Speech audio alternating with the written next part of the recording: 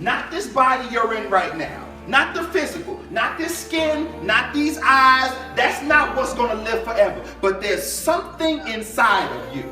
The real you. Because I don't see the real Sister Flight. I don't see her. I don't see the real Monique. I don't see the real Jeremy. This is not the real Quinton. The real Quinton lives inside of this house. That's your soul. That's what's going to live forever. That's why you have to think long term. You got all these cosmetic surgeons, all these people trying to find serums to live forever. I want anti-aging cream.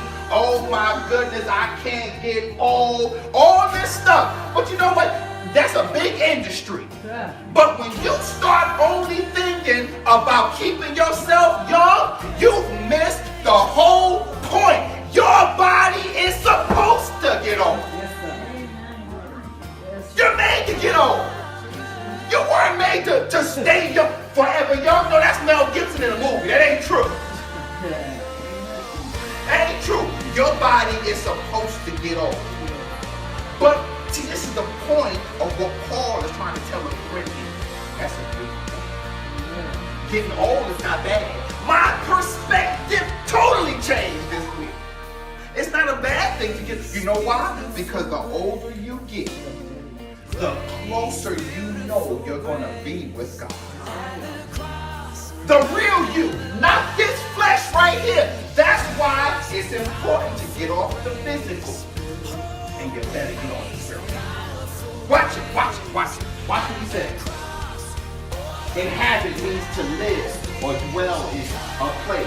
To exist or be situated rather within. To dwell in. Already said that the real you dwells in this flesh right here. But there's going to come a time that you're going to have to take on something else, because this is going to get old, and in order for you to be with God, you're going to have to put that down and take something up. But the real you is there. That's what's going to live forever. Watch this. Assumption is good in this case. Watch what Paul said. He says, for we know that if this earthly tent we live in is destroyed. Paul's been preaching about this for the past 4 or 5 chapters to the Corinthians. And he's making an assumption. Watch this. He's making an assumption that what I taught you is a good message for preachers right here, Sister Dan. That what I taught you, you already know.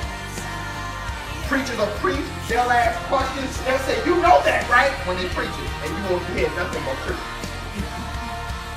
But he's assuming that I've been teaching you that you're going to be resurrected. I'm teaching you that there's one day you're going to move on. You're going to move. You're not going to live here forever. There's going to be another habitation beyond this. He's assuming that we already know. But I'm going to tell you right now, Brother Patterson is telling you that you better get off of this. Stop thinking so much about this, and you better start thinking about that. Is your life insurance paid?